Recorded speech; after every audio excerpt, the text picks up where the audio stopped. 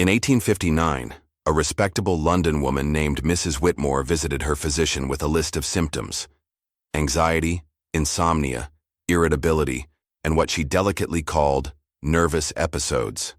Her doctor, following the best medical practice of the day, diagnosed her with hysteria and prescribed a treatment that would make modern medical boards revoke his license instantly. He placed her on an examination table and manually stimulated her genitals until she experienced what he clinically documented as hysterical paroxysm. This wasn't some back-alley quack. This was standard medical practice performed by respected physicians in the finest clinics of Europe and America.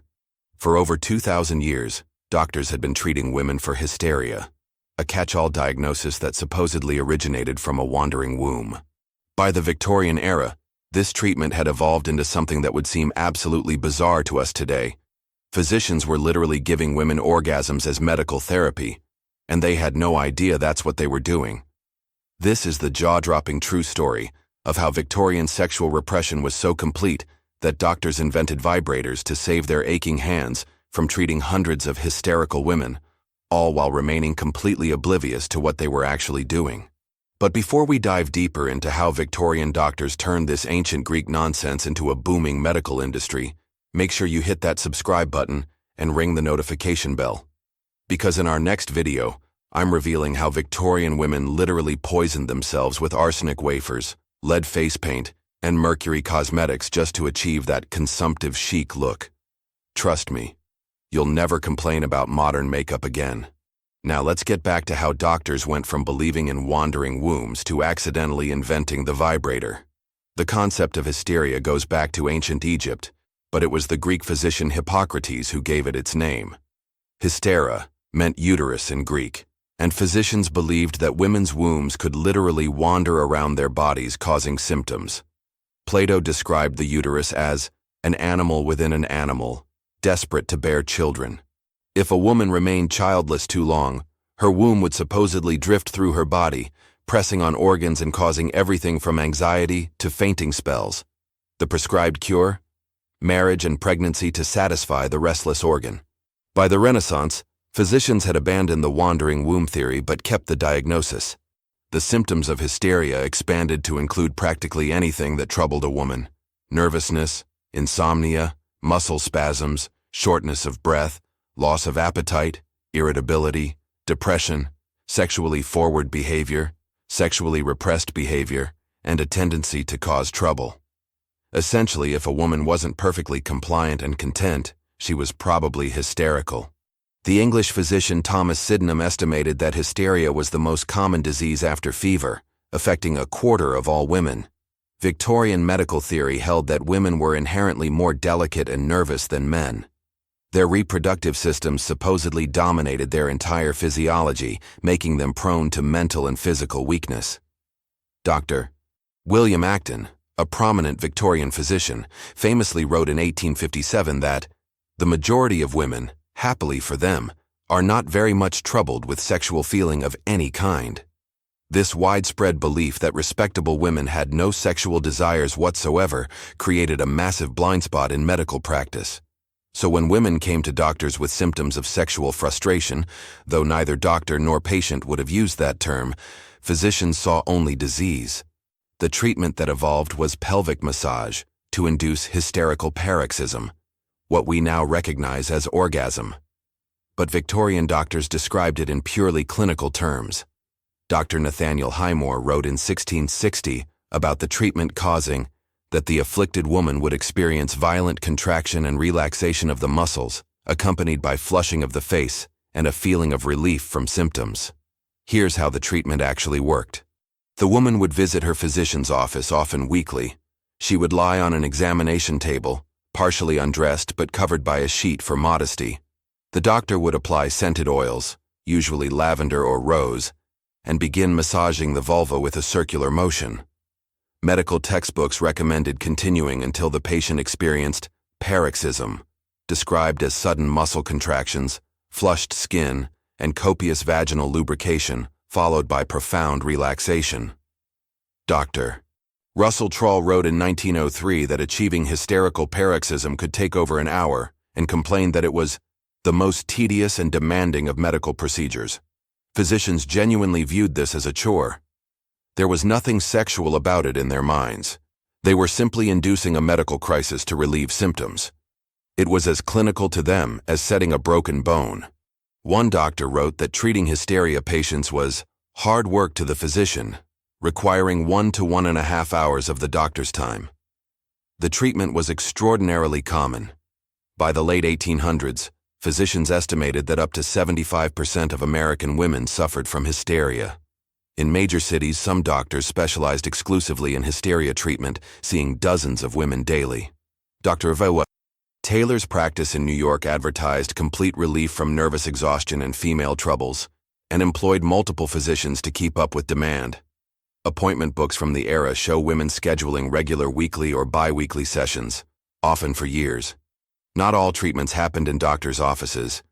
Wealthy women could have physicians make house calls for private treatment. But the most popular solution was hydrotherapy at specialized clinics. The water cure involved directing high-pressure water jets at the genitals while the patient sat on specially designed chairs. European spas like Bath in England and Baden-Baden in Germany became renowned for their hysteria treatments. Women would spend weeks taking the waters, receiving multiple treatments daily. Rachel Maines, in her groundbreaking book, The Technology of Orgasm, documented how these water treatments worked. Patients sat on chairs with cutout seats while attendants directed powerful water streams at their genitals. The French called it la douche pelvienne, the pelvic shower. One Baden-Baden advertisement from 1875 promised complete restoration of feminine vitality through the scientific application of thermal waters. Women reported feeling invigorated and restored to full health after treatment courses. By the 1880s, physician Joseph Mortimer Granville had a problem. His hand was cramping from treating too many hysteria patients. Manual pelvic massage was exhausting work, especially with some women requiring over an hour to achieve paroxysm. His solution would revolutionize hysteria treatment, the first electric vibrator. Granville's percussor used an electric motor to create rapid vibrations, reducing treatment time from an hour to minutes. He insisted his device was only for treating male muscle disorders, but other doctors quickly adopted it for hysteria. Within a decade, dozens of vibrator models flooded the medical market. The Weiss Company catalog from 1906 offered over 20 different models.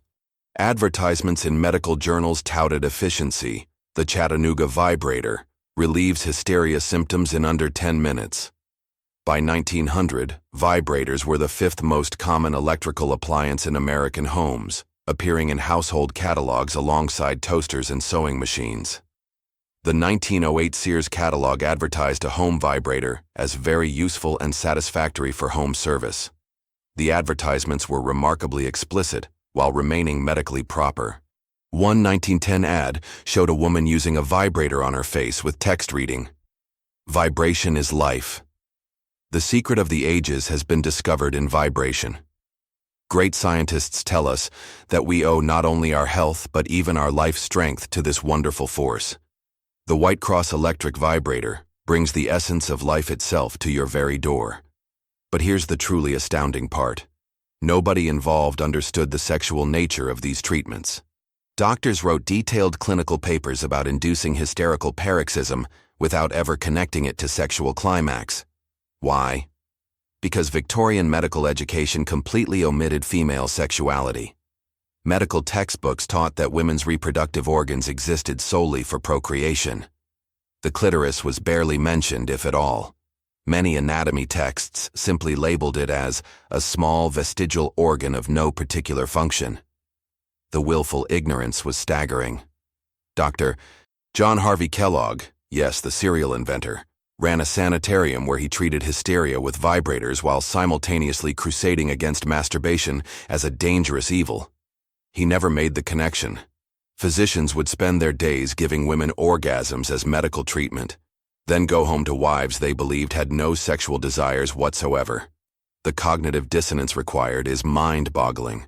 Some women clearly understood what was happening, even if they couldn't articulate it. Diary entries from the era hint at the truth. One anonymous woman wrote in 1892, My weekly appointments with Dr. Harrison have quite restored my spirits. I find myself looking forward to Thursday afternoons with great anticipation. Another noted, the treatment, though peculiar, provides relief unlike any tonic or medicine. Women would recommend their doctors to friends, creating networks of patients who all receive the same treatment. The medical establishment's blindness to female sexuality had serious consequences beyond hysteria treatment. Doctors performed clitoridectomies to cure masturbation. They cauterized the clitoris with acid to prevent self-abuse. Dr. Isaac Baker Brown, president of the Medical Society of London, removed the clitorises of patients as young as 10 to treat hysteria. He was eventually expelled from the Medical Society, but only because he operated without consent, not because the procedure itself was questioned. Meanwhile, the hysteria industry boomed.